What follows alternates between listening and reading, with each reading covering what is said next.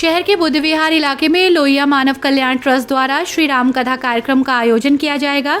लोहिया मानव कल्याण trust Shri Ram Balaji Dham बाबा नीम करौली आश्रम trust, लाला Om Prakash Agarwal memorial trust एवं श्री राम कथा अमृत महोत्सव समिति के तत्वावधान में एक प्रेस वार्ता का आयोजन किया गया, जिसकी अध्यक्षता विनीत गुप्ता ने की।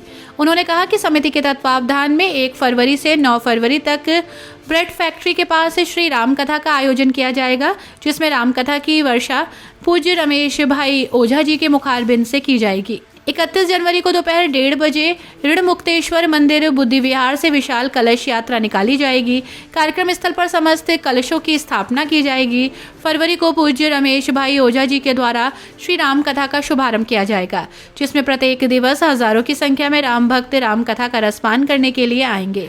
राम कथा के उपरांत प्रतिदिन विशाल भंडारे के आयोजन की व्यवस्था रहेगी। ये कार्यक्रम 9 फरवरी को विशाल भंडारे के साथ समाप्त किया जाएगा।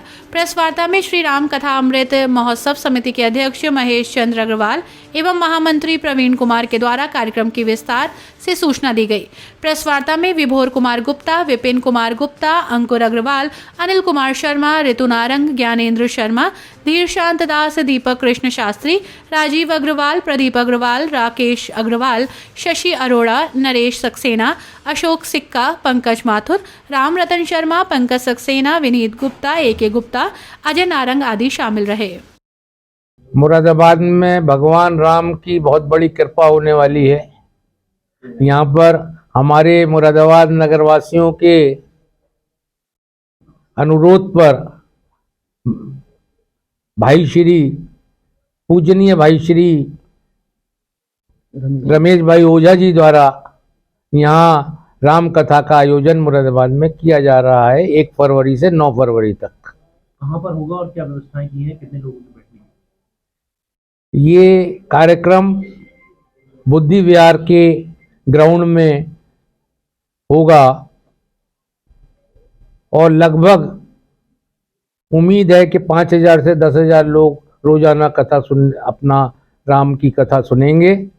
और क्योंकि इस समय पूरा देश राममय हो रहा है, अभी अभी राम मंदिर बन के चुका है, प्राण प्रतिष्ठा होके चुकी है। मैं भी उस कार्यक्रम में गया था, प्राण प्रतिष्ठा के कार्यक्रम में मुझको भी वो सौभाग्य मिला था रामलला के दर्शन करने का और उनकी प्राण प्रतिष्ठा को लाइव देखने का। तो मैं तो अपने को बहुत भाग्यशाली समझता हूँ कि हमको वहाँ रामलला के दर्शन हुए और पूरा वातावरण जो आज पूरे देश के अंदर राम में हो रहा है, उसी उपलक्ष्य में हम लोगों ने भी ये विचार किया कि मुरादाबाद के जो नगरवासी हैं उनको भी राम कथा का श्रवण करके वो भी उसका धर्म लाभ कमाएं और जो भगवान श्री राम ने जो आदर्श स्थापित किए वो स्थापित इसीलिए किए थे कि लोग उसका अनुसरण करें। तो राम कथा का जो मेन अभिप्राय है, राम जी की जो सच्ची पूजा है, वो तभी है जब हम उनकी आदर्शों का अनुसरण करें, उनकी कथा को सुन के उस मार्ग पर चलने की कोशिश करें। अच्छा सर, इसका समय क्या रहेगा कि मतलब कितने सत्रों में रहेंगी और समय क्या रहेगा? इसका जो समय है वो 3:30 बजे से लेकर और 7 बजे तक का रखा गया है, 7 साढ़े 7 बजे। बाकी तो प्रभु इच्छा है जब तक चलेगा, लेकिन 3:30 बजे से राम कथा का शुरुआत होगी। महाराज श्री 3:30 बजे उपस्थित होंगे और अपनी राम कथा का एक सब नगरवासी हमारे उसका श्रवण कर सकेंगे। अच्छा सर, ये जो आयोजन हो रहा है किस परिवार की ओर से कराया जा रहा है?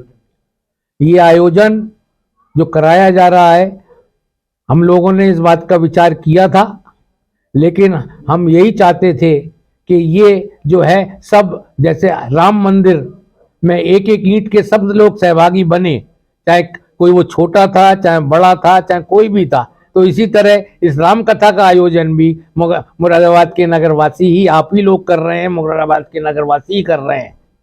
इसमें कोई किसी कथा का वो नहीं कर रहा था, सब कुछ भगवान श्री राम की देन है। कोई ना कोई बड़ा है ना कोई छोटा है, सब बराबर हैं, यही उन्होंने सीख हमको दी है। और उसी के मद्देनजर रखते हुए इसका आयोजन मुरादाबाद के नगरवासी ही कर रहे हैं और मुरादाबाद के लोगों को ही उसका फायदा होगा। मुरादाबाद के लोगों तक क्या संदेश देना चाहते हैं कि सब लोग जागरूक मुरादाबाद के लोगों को संदेश ये है कि वो इस कार्यक्रम में आकर भगवान राम की कथा का श्रवण करें, ज्यादा से ज्यादा लोग आए और उस उसका धर्म का लाभ कमाएं और उनके बताए हुए जो भगवान राम ने अपनी मर्यादा से अपने आदर्शों को बताया, क्योंकि हम धीरे धीरे वो चीजें भूल जाते हैं, दोबारा से फिर वो कार्यक्रम कथाएं होती हैं, फिर जागृत हो जाते हैं, तो धीरे धीरे उस सत्संग से ही लोग जो हैं उन आदर्शों को सीखेंगे और उन आदर्शों का अनुसरण करेंगे। उससे जो हमारे परिवार आज पश्चात की तरफ बढ़ने के लिए जो अग्रसर हैं, जो आज टीवी में दिखाए जा रहे हैं, वो टूटने के आधार हैं परिवार के। और भगवान राम ने परिवारों को जोड़ा था, उसमें सबके लिए जो कथाएं हैं वो एक आदर्श दिखाने की कथाएं हैं। तो सब लोग उस आदर्श का अनुसरण करें और उस रास्ते पर चलें, ये ही इस कथा का मेन उद्देश्य है। और मैं समझता हूं जो लोग भी आएंगे वो उसका धर्म लाभ उठाएंगे। हमारे पूजनीय आदरणीय भाई श्री रमेश भाई ओझा जी पूरे भारतवर्ष के एक जाने माने और एक सबसे बड़े संतों में उनका स्थान है। तो वो उनकी कथा श्रवण करना अपने आप में, उनके दर्शन करना अपने आप में एक बहुत बड़ी बात होती है।